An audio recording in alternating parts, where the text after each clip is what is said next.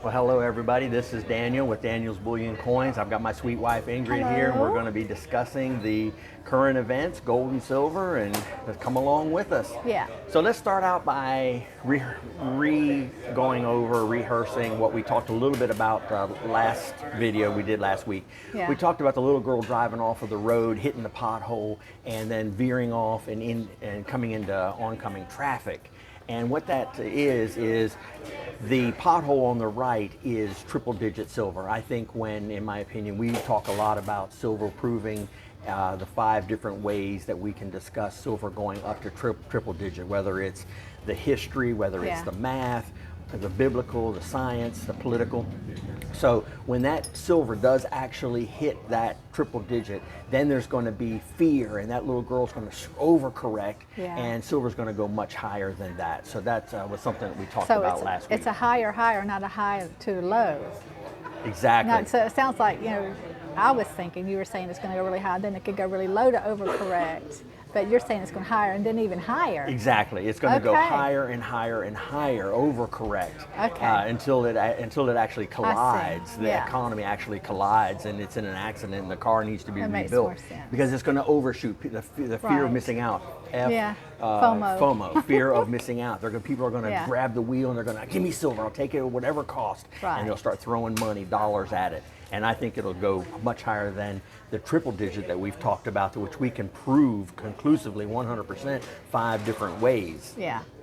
We did have a really good question come in on one of the videos. It was a fellow was asking about fractional gold and having the liquidity of fractional gold. That was a question. The problem with fractional gold is your premiums are really high. You're really going to pay a lot, especially these 1/1000s or 1/2000s of a ounce of gold, which are these greenbacks. The premiums are very, very high. We don't even carry those. No, we don't carry those. We don't recommend those because they're not very liquid. Yes, the dollar amount is much less, but finding somebody who understands it and is willing to buy it is going to be very difficult. You've got to have something that people recognize and understand. One of the things that I learned when I traveled through Europe is how 10 years after the euro was introduced, they were still putting both prices on the car. Whichever country you were in, you'd have the euro and then the franc, or whatever country it was. Both two prices on 10 years later, because people just couldn't transfer over to the new euro. They were having a hard time making the conversion. And so it's very difficult to get people to change over to another currency. I think that's why a lot of people are going to go for the digital dollar, because they'll still think it's the same dollar. They think it's just the same credit card on a digital platform, when it's going to actually be very surveillance, a lot of surveillance and controls put on it. But people who are willing to and understand going back to silver can go to the 90% dimes, quarters, and halves, and they'll be able to recognize them. You do need to learn to be able to transfer the 90% into what the spot price is, which $1.40 worth of 90% equals 1 ounce of silver, and so then what is the spot price then equals the $1.40. Those things are going to equal each other. So back to the question, talking about the gold, I would say stay out of those weird, very expensive gold products, and just go with the silver, the dimes, quarters, and halves, which will be very liquid, very transferable, and the premiums aren't so bad. And it actually functions as a currency then. You said the gold was more like a legacy. That's true. The legacy. Really, when you're putting money back for a rainy day, insurance. We really lean towards insurance. We're not an investment advisor at all. You have to get your own investment advisor. What we're talking about is insurance against the collapse. And legacy gold is a storing of your wealth for your grandkids down the road, or insurance. That's my opinion on that. That's so good. I had a funny situation with a guy that came in this week, and he was talking about, he made a comment. He said, I've got cash in my safe and nobody's touching it. And I just had to kind of chuckle, because really the government is taxing that cash by inflation. If you've got inflation, the government's actually pulling energy and value out of you, your labor and your time, right out of your safe, because you've got that cash in there. So you put $1,000 cash into your safe Well, gold's gone up $800 just on the inflationary trend. We're In the not even last talking year, about a yeah. collapsing currency, what it would go to on a Right. collapsing currency, but just in the year to date, $800. $800. So if you had 1,000 in there, well, you've only got 200 in there now. The government reached into your safe, under your mattress, and took $800 out Yeah. so far. And that's with manipulation and control of the precious metals. If there wasn't manipulation and control of the precious metals, that they would, it'd be much higher. The Right. inflation would be much higher. I agree. That's what we talked about before, about that beating that chicken and Yes, yes, beat yes. that chicken to death. But anyway, yeah. So another question I hear a lot is buying low and selling high, and that's a common expression.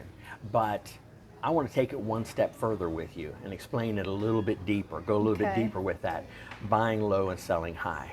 And you need to buy what is undervalued right now. So Yeah. what's the number one thing that's undervalued across the board in commodities? It's silver. Silver, You yeah. know, silver was $50 in the late 70s, early 80s. It was $50 in 2011. Just the inflationary trend of it would be, well up into $175, $200 per ounce.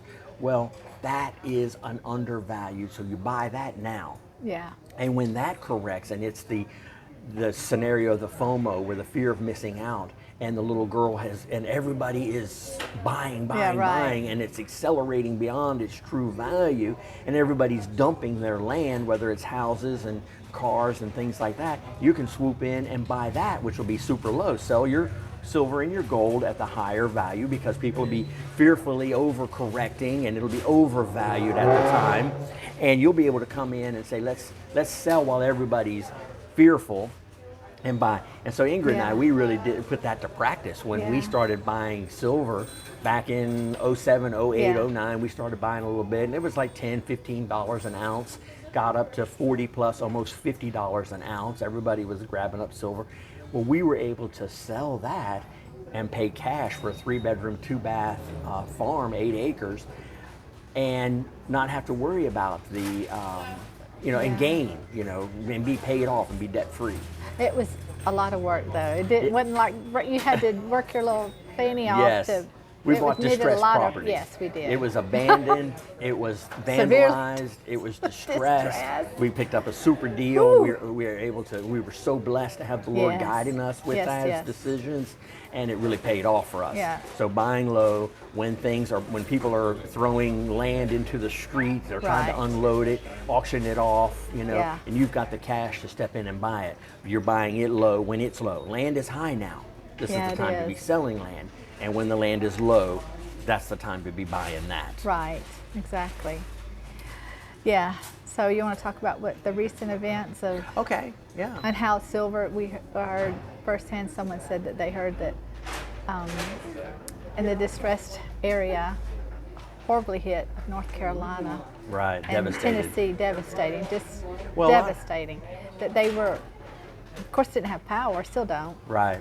and they were able to use silver. A lot of people are Constitution, using silver. and cash as well right now. Yes, cash and silver, the credit Because cards aren't no working. one could make change. Right, there you got your And incremental. they were able to. Even buy when I stuff. was a kid, Yeah. they said back then we had the snowstorms and things, and it would be so much snow that they really didn't clear secondary roads. Right. And you needed to have cash. They would tell you, they come on the news and they would say, get $1 bills Yeah. and $5 bills out of the bank so that, because the ATMs may be down, snow's coming. Back in Right. those days, you just went and got cash. It was just Yeah. a standard thing along with your bread and your milk.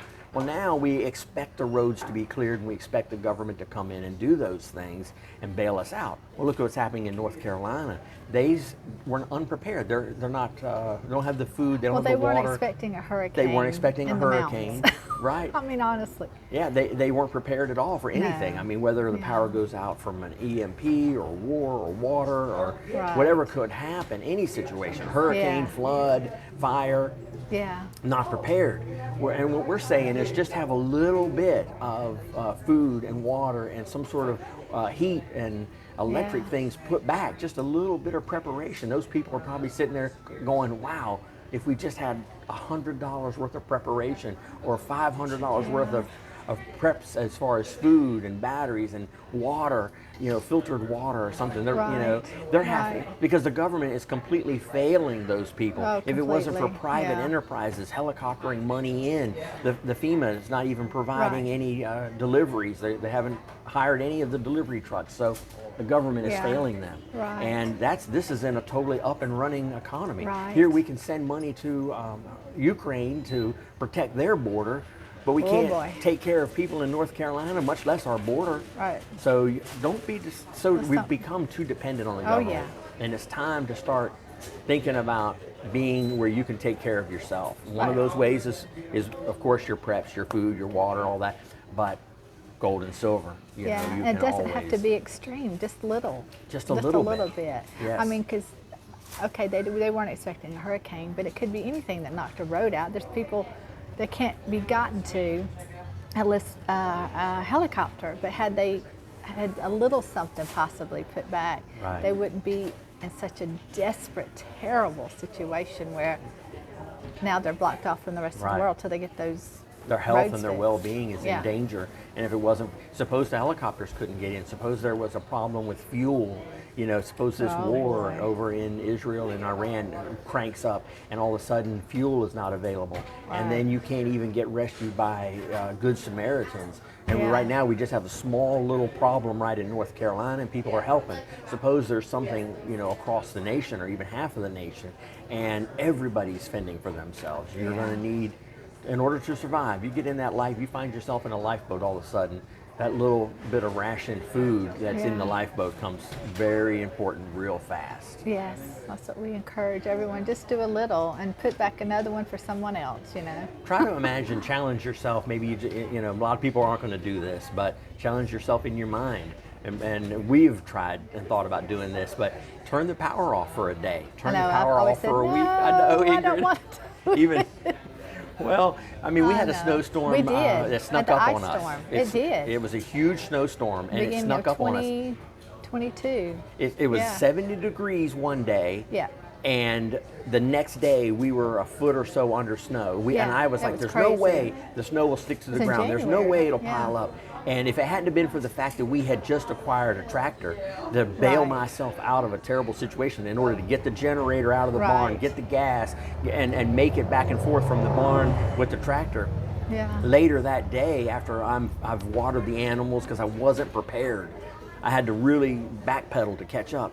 I took my tractor and rode down the road, and up on top of a cliff or a ravine, I could look down and see 95. That it was completely froze over. And there was no way for us to get to them. No way to get to them. Because the valley was so deep in so between. Deep, and there was a creek and so far away, and the snow was so high, no way I could get to them. And I said, these people are going to spend the night, and they did.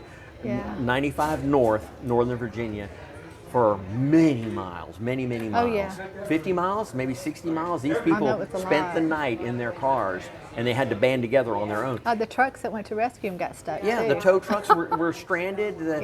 Everybody that was trying to get in there couldn't get in there. There was no ambulance, nothing. They had to spend the night. There were people bailing out and trying to walk, to someplace that they could get to, walking down country roads. Right. It's good. So that's a good word for all of us, to have something ready in our cars. You never know. Just a little tiny A little go something. Bag, just something. Water. Bottle of water. Yeah. Maybe, in your car, and extra batteries. Blanket, things. Just for your phone. Here these people were, caught. To charge battery. Yeah. They all, wish they had just a little bit of something. I know. And it caught us off guard, but we were able with the tractor and our supplies to get squared away and get power and get the because we have to feed all the animals with fresh water, fresh food. Never mind, there's a foot or two of snow. You've still got to feed them. They don't understand. They still go hungry. They're still standing at the trough in the morning. They're expecting their food. Yeah.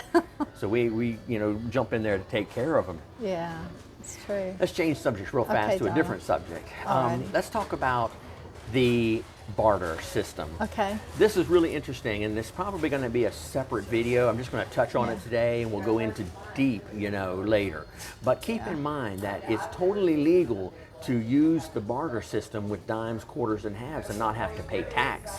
And keep in mind, if you take and you buy gold and silver and you don't keep the receipts that you're going to owe on the gains, and you're going to have those receipts if you decide to go back into the system and buy a house.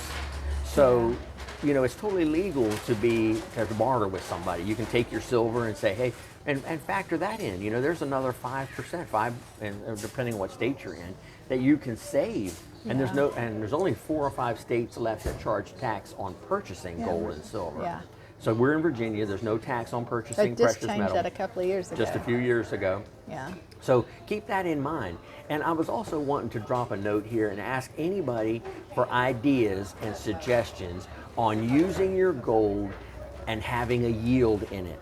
What would be some suggestions? Put them in the comments that you would suggest, because the biggest argument that people say is there's no yield, it just sits there and I'm not earning anything. We know that's not true when you factor in the inflation rate on your CDs and your trust money and all that, but you just stick with it and factor in the tax that you're saving. But I'd be curious on some yields from the gold and silver. Good idea. Yeah. Well, we want to bless everybody. Have a good day. Look forward to seeing you next week. Blessings, everybody. Stay safe. Thanks. God bless you. Bye-bye. Bye.